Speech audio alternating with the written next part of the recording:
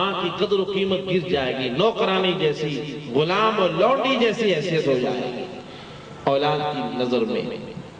اولاد اپنے آپ کو بادشاہ سمجھے گی، بڑی عقل مند سمجھے گی، دنیا آخرت کے فیصلے ہر معاملے میں یہی کہے گی ماں باپ تو بوڑھے ہو گئے، بے وقوف ہیں، ان کو کیا خبر، یہ دنیا آج کہاں پہنچ چکی ہے، میرے ابا کو دیکھو وہ آج تک یہی بات کہتا ہے، میری ماں کو دیکھو وہ آج تک سٹیا گئی ہے، وہ یہی کہتی ہے۔ یہ الفاظ جو آج ہم بولتے ہیں اپنے ماں باپ کے لیے، حضور نے فرمایا یہ قیامت کی آنے والی نشانیوں میں پہلی نشانی ہے۔ جب لوگوں میں یہ حالات آ جائیں اور پیدا ہونے والی اولاد اپنے ماں باپ کو اس طرح کا سلوک کرنا شروع کر دے جو غلاموں اور نوکروں کے ساتھ کیا جاتا ہے، ملازموں کے ساتھ کیا جاتا ہے، سمجھ لو قیامت قریب آ رہی ہے۔ پہلی نشانی۔ اب بتائیے یہ نشانی پوری طرح واقع ہو چکی ہے یا نہیں؟ بولیے۔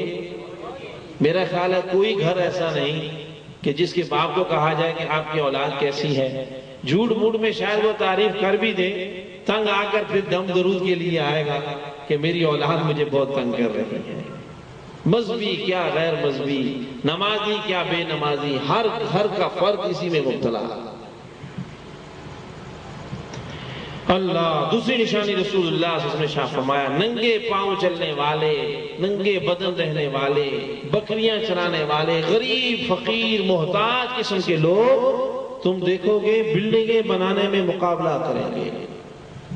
جن کے آباء و اجداد ننگے جسم رہے، تھوڑے کپڑے پہننے والے رہے، کھانا بھی نہیں ہوتا تھا، ننگے پاؤں چلتے تھے، بکریاں چلا کے گزارا کرتے تھے، اتنے غریب تھے، وہ اتنے دولت مند ہو جائیں گے کہ بلڈنگیں بنانے میں مقابلے، ایک بلڈنگ، دو بلڈنگیں، 3 پلازے ادھر، 4 مارکیٹیں ادھر، یہ قوم کا مقابلہ ہو جائے گا۔ یہ قیامت کی دوسری علامت ہے۔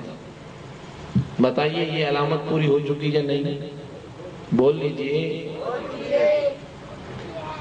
تیسری علامت رسول اللہ صلی اللہ علیہ وسلم نے ارشاد فرمایا، لوگ اپنی نیکیوں پر فخر نہیں کریں گے۔ بخاری شریف، نیکیوں پر نہیں، بلڈنگوں پر فخر کریں گے، مارکیٹوں پر فخر کریں گے، دولت پر فخر کریں گے، میرے پاس اتنا پیسہ ہے، اتنی گاڑیاں ہیں، اتنے مکان ہیں، اتنی دکانیں ہیں، اس پر فخر ہوگا۔ فخر کی چیز دنیا دولت بن جائے گی، اعمال صالحہ نیک نہیں، کسی کی نیکی کی وجہ سے اس کی عزت و اکرام نہیں، دولت اور اقتدار، پیسے اور بلڈنگوں کے سبب اس کو بڑا سمجھا جائے گا۔ آج کتنی واضح طور پر یہ قیامت کی علامت ظاہر ہو چکی ہے۔ اللہ اکبر۔ حضرت انس بن مالک رضی اللہ تعالیٰ عنہ روایت کرتے ہیں، یہ بھی بخاری و مسلم کی حدیث ہے، رسول اللہ صلی اللہ تعالیٰ علیہ وسلم نے ارشاد فرمایا، قیامت کی علامتوں میں سے ایک یہ علامت بھی ہوگی، 3 علامتیں تو اس حدیث میں بیان ہوئی، اب چوتھی سنیے۔ فرمایا اللہ کریم جل جلالہ و منوالہ کی طرف سے جب قیامت قریب آنا شروع ہوگی تو اس کی علامت بتائی جائے گی، متنبہ کرنے کے لیے، ہوشیار کرنے کے لیے ایک کیفیت ایسی طاری ہوگی، علم اٹھ جائے گا، علم کا ذوق اٹھ جائے گا، دین کا علم سیکھنے کا شوق اٹھ جائے گا، علم جاننے والے لوگ کم ہوتے جائیں گے۔ آج دیکھ لو مسلمان کلمہ گو کا حال یہ ہے، اللہ اللہ اللہ، کہ نماز کے فرائض نہیں آتے، وضو کے فرائض نہیں آتے، غسل کے فرائض نہیں آتے، صحیح طریقے پر کلمہ پڑھنے کا اور اس کا ترجمہ کرنے کا معنی کا پتہ ہی نہیں ہے۔ کس حالت پر پہنچ گیا ہے مسلمان آج؟ علم اٹھتا جا رہا ہے، کم ہوتا جا رہا ہے، علم کا ذوق کم ہوتا جا رہا ہے۔ آج موسیقی کی محفل کہیں سجا لو، جگہ ہی نہیں ملے گی، جگہ ہی نہیں ملے گی، اتنا رش ہوتا ہے قوم کو، اور نہ یہ فکر ہوتی ہے کہ صبح ورکنگ ڈے ہے، کیا ہوگا، کدھر ہوگا، پوری رات گھروں میں بھی موسیقی پہ بیٹھتے ہیں، محفلوں میں بھی موسیقی، اور علم کی محفل ہو تو دیکھو کس طرح بے توجہی ہوتی ہے۔ بلکہ میں اور سمجھانے کے لیے کہوں، ہماری مذہبی محفلوں کا حال یہ ہو گیا ہے، نعت خوانی ہوتی رہے، پوری رات ہوتی رہے، بیٹھے رہیں گے، اور بیان شروع ہو جائے، قرآن و حدیث کی بات شروع ہو جائے تو بے چینی، اضطراب پیدا ہو جاتا ہے کہ علم کی بات آ رہی ہے، علم کا ذوق دلوں سے ختم ہو گیا، قرآن و حدیث کی بات سننے کے لیے دل تیار نہیں۔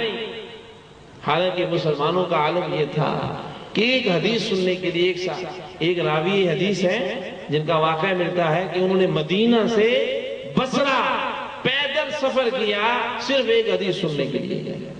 اللہ اکبر اللہ اکبر. آج سینکڑوں حدیثیں مفت میں سنانے کے لیے کوئی عالم بیٹھ جائے، ہماری قوم کے لیے وقت نہیں ہوتا. جمعے کی نماز کا بیان پورا سننے کے لیے تیار نہیں ہوتا. ہم مسجد میں جمعے کی نماز میں اس وقت جاتے ہیں جب بالکل امام تکبیر کے اوپر آ گیا ہو، بس تکبیر لگانے لگے، تکبیر تحریمہ ہو رہی ہو، اقامت بھی ہو چکی، دوڑے دوڑے جمعے میں شامل ہو جائیں گے، اور سلام ایک تو مسجد میں پھیریں گے، دوسرا بس گلی میں جا کے پھیریں گے. یہ حالت ہوتی ہے. علم کا ذوق بالکل ختم ہو گیا، اور یہ قیامت کی علامت ہے. ڈرنے کی بات ہے، یہ ہنسنے کی باتیں نہیں. اور چوتھی نشان، پانچویں نشانی رسول اللہ صلی اللہ علیہ وسلم نے ارشاد فرمایا زنا بڑھ جائے گا. مرد کے مقابلے میں عورت کی تعداد زیادہ ہو جائے گی. آج دیکھیے بچیوں کے رشتے نہیں ملتے، پھر زنا کتنا بڑھ رہا ہے. کوئی طبقہ خالی نہیں رہا. کسی پر ہم الزام نہیں لگا سکتے کہ یہ زانی ہے، مگر ہم سب جانتے ہیں کہ اس دور میں کیا ہو رہا ہے. کوئی آنکھ کا زنا کر رہا ہے، کوئی ہاتھ کا زنا کر رہا ہے، کانوں کا زنا کر رہا. ہاں کان کا زنا ہے حرام باتوں کو سننا، موسیقی کا سننا. آنکھ کا زنا ہے حرام کو دیکھنا، غیر محرم عورتوں کو چسکے لگا کر مزے لگا کر دیکھنے والوں کے لیے فرمایا آنکھ کا زنا ہے. زبان کا بھی زنا ہے، فحش گفتگو کرنا، گالیاں نکالنا. ہاتھ کا بھی زنا ہے، قدم کا بھی زنا ہے. آج دیکھیے میں نہیں کہہ سکتا ہوں کہ ایک زنا میں کوئی ملوث ہوگا. کان سے بھی ہر بندہ کر رہا ہے، الا ماشاءاللہ جسے اللہ محفوظ رکھے. زنا کی کثرت ہو جائے گی. اور ارشاد فرمایا شراب کی کثرت ہوگی. لوگ پانی کی طرح شراب پیئیں گے، اور شراب پینے میں انہیں کوئی چیز بری نہیں لگے گی، آڑے نہیں آئے گی، شرم نہیں آئے گی، اللہ اور رسول کا حکم یاد نہیں آئے گا. آج دیکھیے ایک زمانہ تھا کہ لوگ کہتے تھے کہ بھائی فلاں شہر کے اندر فلاں آدمی شرابی ہے، اتنا برا سمجھا جاتا تھا. مگر آج ہر محلے میں دکانیں کھل رہی ہیں، ہر شہر میں ہر جگہ شراب عام ہے.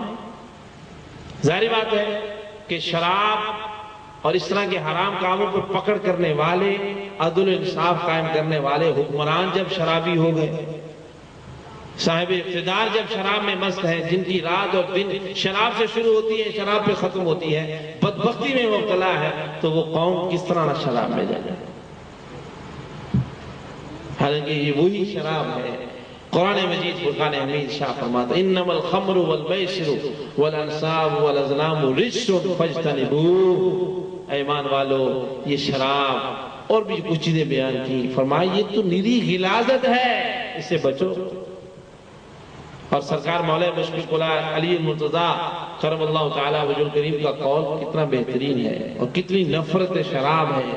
فرماتے ہیں اگر کسی دریا میں یا کسی کنویں میں شراب کا ایک قطرہ گر جائے، اللہ، اور اس کنویں سے اور اس دریا سے اگر کسی زمین کو سیراب کیا جائے، پانی لگایا جائے، وہاں کھیتی فصل اگے، تو میں کبھی وہ فصل نہیں کھاؤں گا، اپنے لیے اسے بھی حرام سمجھتا. اتنی نفرت شراب سے.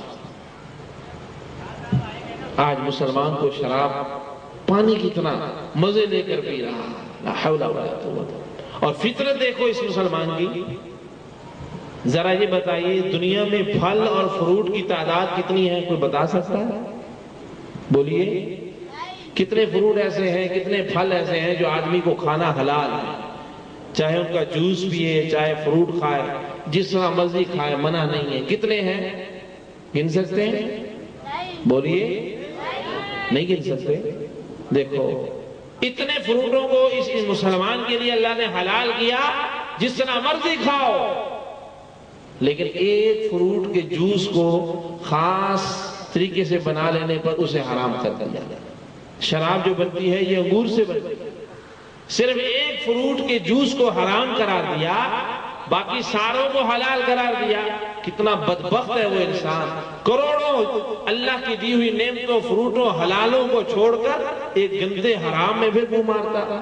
نہیں دیکھتا میرے رب نے مجھے اجازت لاکھوں کی دی ہے، روک